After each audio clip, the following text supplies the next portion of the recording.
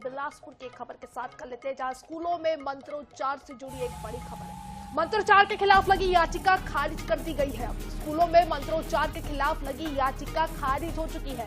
वक्फ board के पूर्व अध्यक्ष अब्दुल सलमान रिजवी को झटका लगा है। रिजवी ने शासन के आदेश को हाई कोर्ट में चुनौती दी थी। कहा था कि यह भारतीय संविधान का उल्लंघन है। आदेश को रद्द करने की मांग उन्होंने की थी। एससी जस्टिस की सिंगल बेंच में यह पूरा मामला लगा था।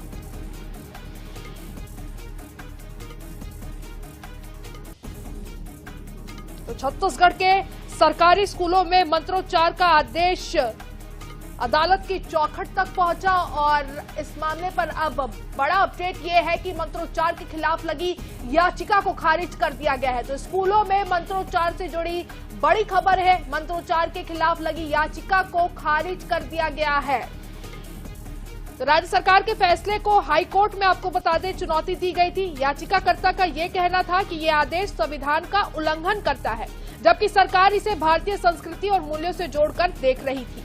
और अब कोर्ट ने आपको बता दें कि इसे खारिज कर दिया है इस याचिका को।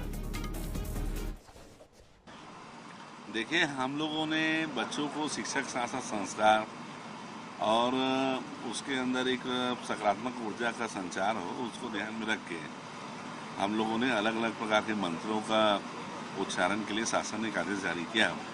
बहुत दुर्भाग्य की बात है कि जो यहाँ के भविष्य हैं उनको संस्कारवान शिक्षावान बनाने के लिए हमने जो काम किया उसके खिलाफ आज कुछ लोग, कांग्रेस पार्टी के लोग आज कोर्ट में जो इसके खिलाफ याचिका दायर किए हैं, ये बहुत दुर्भाग्यजनक बात है। कल इसे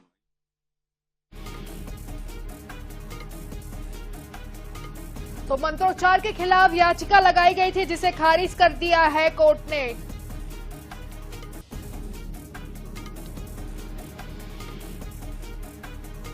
ज्यादा जानकारी लेने के लिए हमारे सहयोगी पंकज गुप्ते हमारे साथ सीधा जुड़ चुके हैं। पंकज, पहले याचिका लगाई गई और अब याचिका को है खारिज कर दिया गया है। क्या दलीलें देकर इस याचिका को खारिज किया गया है, सबसे पहले आपसे ये जान।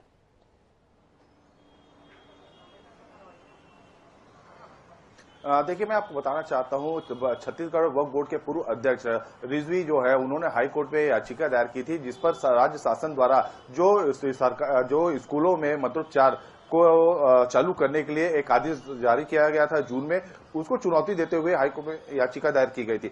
उसमें साफ तौर पर याचिकाकर्ता का यह कहना था कि ये जो भारतीय संविधान का ये खुले तौर पर उल्लंघन किया जा रहा है, क्योंकि जो संविधान का आर्टिकल जो कहता है कि किसी भी धार्मिक चीज को लागू नहीं किया जाता, ये सारे चीज को लेकर के हिंदू मुस्लिम तक की बात जो उनके अधिवक्ता है उनके द्वारा कही गई थी कि अगर डालना था तो उसमें जो इस्लामिक धर्म और ईसाई धर्म भी अच्छी अच्छी बातें उनको भी शामिल किया जाना था, लेकिन सिर्फ हिंदू धर्म के मंत्रों को वहां पर डाल करके ये पूरे के संविधान का उल्लंघन किया जा रहा था। इसको लेकर के आज हाईकोर्ट में सुनवाई हुई। Justice A K. प्रसाद की सिंगल बेंच में इस जो उनकी याचिका को नहीं माना गया, उनको जो दलील प्रस्तुत किया जा रहा था उनके अधिवक्ता के द्वारा, उसको खारिज कर दिया गया। हालांकि जो उनके अधिवक्ता है एडवोकेट आमिर खान, उनका यह साफ तौर पर यह कहना है कि याचिका खारिज कर दी गई है, लेकिन उनको छूट के साथ खारिज किया गया है। उसमें कोर्ट ने कहा है कि अगर ये इम्प्लीमेंट नहीं हुआ है स्कूलों में, अगर आपके पास कोई पुख्ता सबूत है तो उसको फिर से आप लेकर के आ सकते हैं हाईकोर्ट में। फिलहाल उनकी याचिका को खारिज किया जाता है। जी,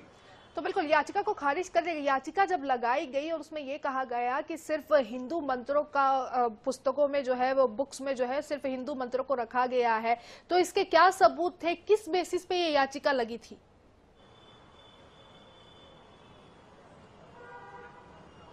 जी देखिए, आपको बताना चाहूंगा, जिस तरह राज्य सरकार ने बच्चों में संस्कार डालने के लिए मंत्रोच्चार स्कूलों में चालू करने का एक आदेश जारी किया था, उसी आदेश को लेकर के छत्तीसगढ़ वक्फ बोर्ड के जो पूर्व अध्यक्ष है रिजवी, वो हाईकोर्ट पहुंचे थे। उनका साफ तौर पर यह कहना था कि राज्य शासन का ये आदेश पूरी तरीके से गलत है और हाईकोर्ट से मांग किया था कि जो राज्य शासन ने स्कूलों में मंत्रोच्चार के लिए जो आदेश जारी किया है उसको रद्द किया जाए। लेकिन हाईकोर्ट में जो उनके अधिवक्ता द्वारा जो दलील प्रस्तुत की गई, हाईकोर्ट ने उसे नहीं माना और याचिका को खारिज कर दिया। इससे माना जा सकता है जो वक्फ बोर्ड के पूर्व अध्यक्ष है उनको हाईकोर्ट से बड़ा झटका लगा है और राज्य शासन के आदेश अभी बरकरार रहेगा। जी बिल्कुल पंकज, ये जो पूरा मामला निकलकर सामने आया, जब ये खबर निकलकर सामने आई, तो ये मामला सिर्फ मंत्रोच्चार का था या फिर संविधान बनाम परंपरा की बहस बन रहा था? ये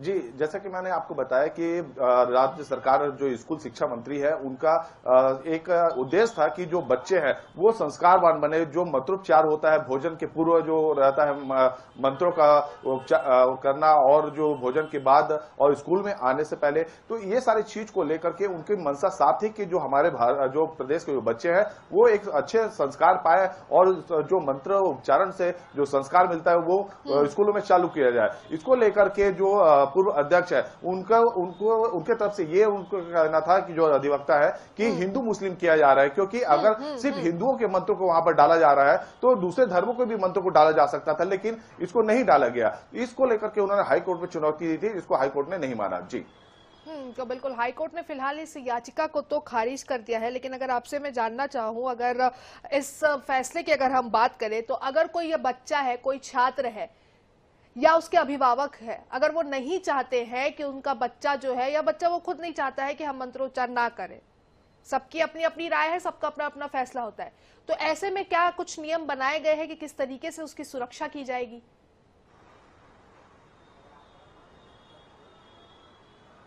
जी देखिए, फिलहाल आपको बताना चाहूंगा कि अभी हाई कोर्ट में तुरंत ही सुनवाई हुई है। आदेश का जिससे जब अपलोड होगा, अपलोड होने के बाद ही पता चल पाएगा कि हाई कोर्ट ने क्या किस तरह से कड़ी टिप्पणी की है या कहते हुए उसको याचिका खारिज की है।